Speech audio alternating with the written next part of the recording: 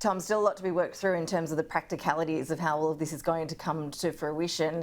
As Andrew was talking about, there's the canning of the French sub-steel, already costing about $2.5 billion, compensation on top of that. The plan is to deliver the new nuclear-powered subs by 2040. Exactly how that will cost, we don't really know that. How they're going to be built, we have a location in terms of South Australia. The nuclear components, though, to be built overseas and then imported. Yeah, so I think that date's really important. Remember the last update we had on the Naval group, and for whatever the Prime Minister says, it was already a plagued program, let's be honest with that, in terms of cost and time blowouts, was 2035. So this doesn't bring us any, earlier in terms of delivering replacement for our current fleet. So what does that mean? I think that's a big part of why Australia is partnering with the US. With France, it was about building submarines.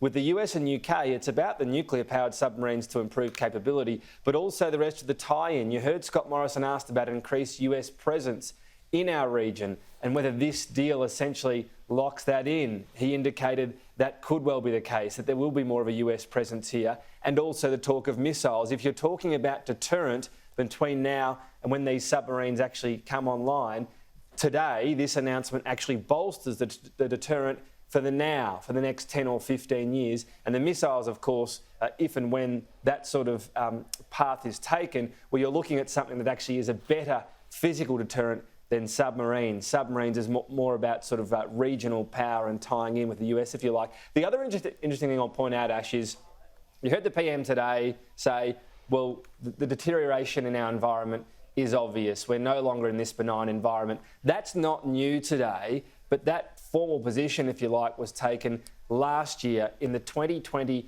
Defence Strategic Update. Now, this was a document handed down on July 1, but obviously work was going on that document before then. When it came out, a lot of defence experts said, well, sure, you've acknowledged the changed environment. What about updating the Navy? And nothing was announced then. Clearly, what had already started at that point was saying, well, perhaps we do need to change capability and we do need to pivot from this Naval group, diesel-powered, conventional-powered submarine capability. So, yes, a lot of people say, well, what's changed today? Well, we suddenly announced this. Well, what had changed was obvious in that last Defence Strategic Update from last year. And this, if you like, is actually announcing something beyond the words of the changed environment last year.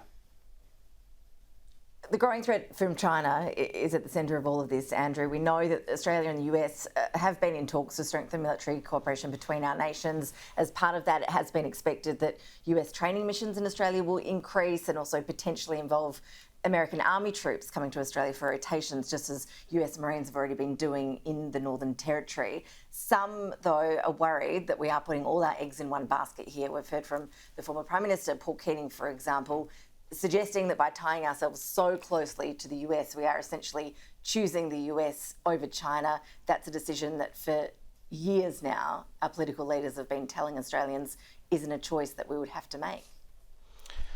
Well, I guess if you look at history, we've always put our eggs in one basket, haven't we, Ash? I mean, what's the last conflict that we didn't join the US in, whether it's Iraq, Afghanistan, Vietnam, keep going.